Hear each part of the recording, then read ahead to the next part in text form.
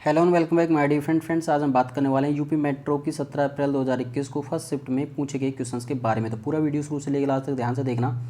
साथ ही साथ अगर आप हमारे चैनल फर्स्ट टाइम विजिट करें तो चैनल को सब्सक्राइब जरूर कर लेना, बेल आइकन को जरूर प्रेस करना ताकि बहुत हम जब भी नए वीडियो अपलोड हो उसकी नोटिफिकेशन आपको सबसे पहले मिल सके। ठीक है, तो चलिए फ्रेंड्स बिना टाइम वेस्ट की शुरुआत करते हैं। शिफ्ट 1 का पहला क्वेश्चन देखिए और चैनल को सब्सक्राइब करना मत भूलना। सेकंड शिफ्ट का भी एनालिसिस आपको मैं जल्दी करवाऊंगा। ठीक है, देखिए पहला क्वेश्चन आपसे पूछा गया था, words of freedom ideas of a nation पुस्तक के लेखक कौन थे? तो आंसर होगा यहाँ पे रविंद्रनाथ टैगोर। ठीक है, रविंद्रनाथ टैगोर यहाँ पे आपका राइट आंसर हो जाएगा। नेक्स्ट क्वेश्चन आपसे पूछा गया था, यहाँ पे देखिए संगाई महोत्सव कहाँ पर आयोजित किया गया है? तो आंसर होगा यहाँ पे मणिपुर राज्य में। ठीक है, देखिए मणिपुर में प्रत्येक वर्ष 21 से 30 नवंबर तक मणिपुर संगाई महोत्सव का आयोजन किया जाता है।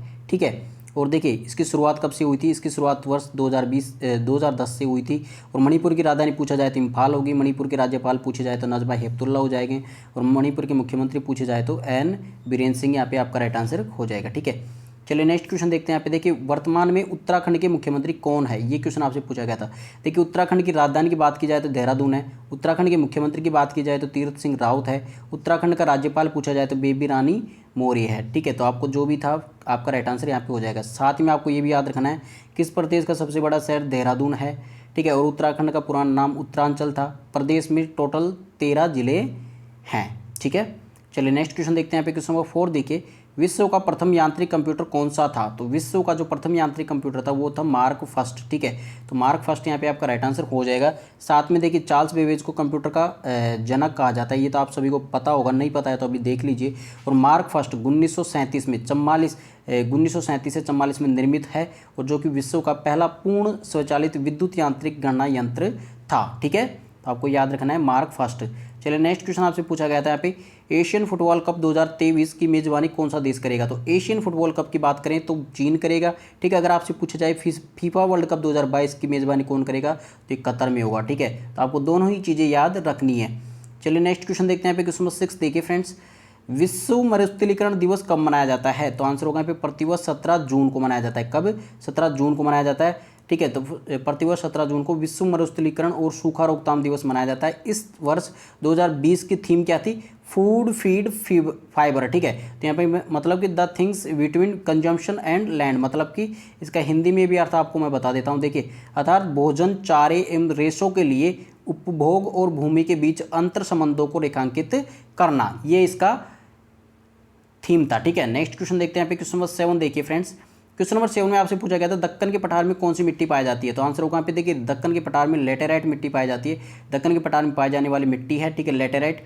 और देखिए दक्कन का पठार जिसे विशाल प्रायद्वीपीय पठार के नाम से भी जाना जाता है, भारत का विशालतम पठार है, ये भी आपको याद रखना है। ठीक है, देखिए साथ में आपको ये भी ध्यान में रखना है दक्षिण भारत का मुख्य भूभाग इस ही पठार पर स्थित है। यह पठार त्रिभुजाकार है और इसकी उत्तर की सीमा सतपुड़ा और विंध्याचल से लगी हुई है और पर्वत श्रृंखला द्वारा और पूर्व और पश्चिम में सीमा क्रमशः पूर्वी घाट और पश्चिमी घाट द्वारा निर्धारित की जाती है। ठीक है, उत्तरी सीमा तो सतपुड़ा और विंध्याचल जो विंध्याचल पर्वत है, ठीक है, उसकी श्रृंखला के द्वारा की जाती है और जो पूर्व और पश्चिम की सीमा है वो पूर्वी घाट और पश्चिमी घाट द्वारा निर्धारित की जाती है। ठीक है, चलिए नेक्स्ट क्वेश्चन देखिए। यहाँ पे देखिए एक क्वेश्चन आपसे पूछा गया था कौन सी पर्वतमाला उत्तर भारत को दक्षिण भारत से अलग करती है? तो आंसर होगा यहाँ पे सतपुड़ा पर्वतमाला। ठीक है, यहाँ पे आपका राइट आंसर हो जाएगा सतपुड़ा पर्वतमाला।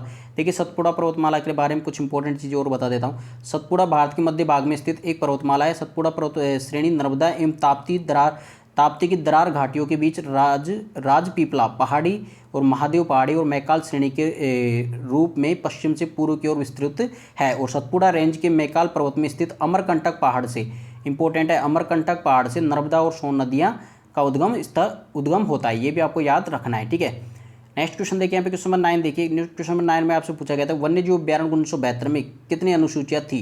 तो आंसर होगा यहाँ पे 6 अनुसूचियाँ थी टोटल। ठीक है, देखिए इस अधिनियम का मुख्य उद्देश्य क्या था? वन्य जीवों के अवैध शिकार और उनकी खाल मांस के व्यापार को रोकना। और यह अधिनियम जंगली जानवरों और पक्षी और पौधों को संरक्षण प्रदान करता है। ठीक है, साथ में देखिए इस अधिनियम में कुल 6 अनुसूचियाँ थी, वो मैंने आपको बता दिया, जो अलग अलग तरह से वन्य जीव को सुरक्षा प्रदान करती है। एक क्वेश्चन आपसे पूछा गया था, क्वेश्चन नंबर 10 देखिए, भारतीय समय मानक रेखा कहाँ से होकर गुजरती है? तो आंसर होगा भी इलाहाबाद के इलाहाबाद के निकट नैनी से होकर गुजरती है, ठीक है। और देखिए आपको ये भी याद रखना है कि जीएमटी का निर्धारण इंग्लैंड के ग्रीनविच में स्थित ऑब्जर्वेटरी में होता है और भारत में 82.5 डिग्री पूर्व देशांतर जो इलाहाबाद के निकट नैनी से गुजरती है के समय को मानक समय माना जाता है। और भारत का मानक जीएमटी से 82.5 डिग्री पूर्व है, जिसका अर्थ है कि हमारा मानक समय ग्रीनविच के मानक समय से 5.5 घंटे आगे है, ठीक है। चलिए नेक्स्ट क्वेश्चन देखिए, यहाँ पे क्वेश्चन नंबर 10 देखिए। क्वेश्चन नंबर 11 देखिए, 10 डिग्री चैनल किसके मध्य से होकर गुजरता है? तो आंसर होगा पे देखिए यहाँ पे 10 डिग्री चैनल की बात की जाए तो अंडमान और निकोबार द्वीप समूह के बीच में स्थित है। और अगर ग्रेट चैनल की बात की जाए तो इंडिया पॉइंट और इंडोनेशिया के मध्य स्थित है। साथ में देखिए आपको कुछ इंपॉर्टेंट चीज़ें भी बता देता हूँ मैं। 9 डिग्री चैनल की बात की जाए तो मिनिकॉय और लक्षद्वीप के बीच में स्थित है। 8 डिग्री चैनल की बात की जाए तो मालदीव और मिनिकॉय के बीच स्थित है। मरकत द्वीप की बात की जाए तो अंडमान निकोबार द्वीप समूह के पास में स्थित है, ठीक है। और आदम ब्रिज की बात की जाए तो तमिलनाडु में श्रीलंका के मध्य रामेश्वरम पंबन द्वीप पर स्थित है, ठीक है। ये भी आपको याद रखना है। एक क्वेश्चन आपसे पूछा गया है आर्किमिडीज का सिद्धांत का प्रमुख उपयोग कहाँ पर होता है? तो देखिए इसका प्रमुख उपयोग अगर आपको मैं बताऊं तो ये समुद्र में जो चलने वाले जहाज होते हैं उनके ऊपर इसका नियम लगता है, ठीक है। जितनी भी चीज़ें मतलब जो पानी में तैरती रहती है और डूबती नहीं है उन सभी के ऊपर आर्किमिडीज का सिद्धांत कार्य करता है, ठीक है। देखिए यहाँ पे आर्किमिडीज का सिद्धांत आपको मैं बता देता हूँ। आर्किमिडीज ने बताया कि जब किसी वस्तु को द्रव में डुबोया जाता है तो द्रव के द्वारा वस्तु पर ऊपर की ओर एक बल लगता है जिसे उत्प्लावन बल कहते हैं, ठीक है। उसकी वजह से वस्तुएं डूबती नहीं है, ठीक है। और उत्प्लावन बल का मान वस्तु द्वारा हटाए गए द्रव के भार के बराबर होता है, ठीक है।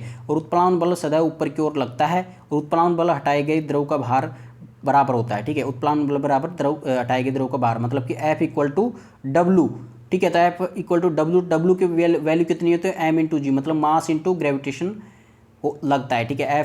F = क्या होता है? m × g होता है, ठीक है। तो इस दोनों चीज़ों पर निर्भर करता है। तो किस पर निर्भर करता है? द्रव्यमान पर निर्भर करता है, ठीक है। तो आपको ये याद रखना है। नेक्स्ट है यहाँ पे क्वेश्चन नंबर 13 देखिए, ओरिजिन ऑफ स्पीसीज नामक पुस्तक किसने लिखी थी? तो आंसर होगा यहाँ पे चार्ल्स डार्विन ने लिखी थी ये पुस्तक, ठीक है। साथ में आपसे एक और क्वेश्चन पूछा गया था यहाँ पे क्वेश्चन नंबर 14 देखिए, काकतीय राजवंश की स्थापना किसने की थी? तो आंसर होगा यहाँ पे बेतराज प्रथम ने काकतीय राजवंश की स्थापना की थी, ठीक है। तो आंसर हो जाएगा आपका बेतराज प्रथम।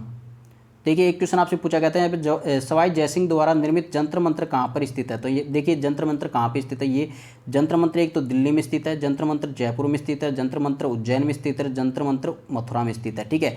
और एक जंतर मंत्र वाराणसी में स्थित है, ठीक है। जो भी आपका ऑप्शन था इनसे अलग था, ठीक है, तो वहाँ पे स्थित नहीं था, तो वो आपका राइट आंसर हो जाता, ठीक है। इसके अलावा देखिए जंतर मंत्र के बारे में कुछ और इंपॉर्टेंट चीज़ें आपको बता देता हूँ मैं। सवाई जय सिंह ने ऐसी वेधशालाओं का निर्माण जयपुर, उज्जैन, मथुरा, दिल्ली और वाराणसी में भी किया था, ठीक है।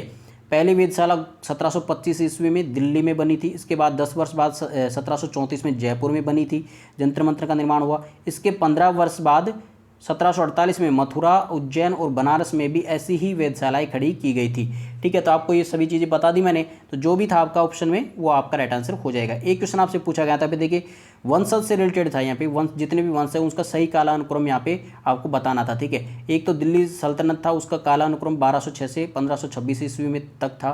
मौर्य वंश का अगर बात की जाए तो 322 से 185 ईसा पूर्व तक था। ईसा पूर्व मतलब कि सबसे पुराना राजवंश है, ठीक है। गुप्त वंश की बात की जाए तो 280 से 550 ईस्वी तक था।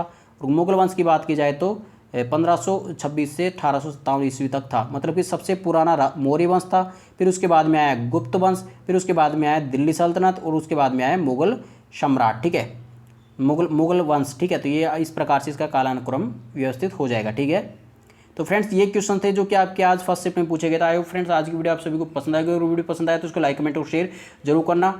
और साथ ही चैनल पर फर्स्ट टाइम विजिट करें तो चैनल को सब्सक्राइब करना मत भूलना। और जो भी candidate railway group D NTPC की तैयारी करें तो चैनल को सब्सक्राइब करना मत भूलना। आपके लिए मैंने बहुत सारे इंपॉर्टेंट वीडियोस अपलोड करके और बहुत सारे वीडियोस के लिंक आपको नीचे डिस्क्रिप्शन बॉक्स में मिल जाएंगे, तो डायरेक्टली आप उनको देख लेना, ठीक है। तो चलिए फ्रेंड्स मिलते हैं अगले वीडियो के साथ, तब तक take care and God bless you और बाय।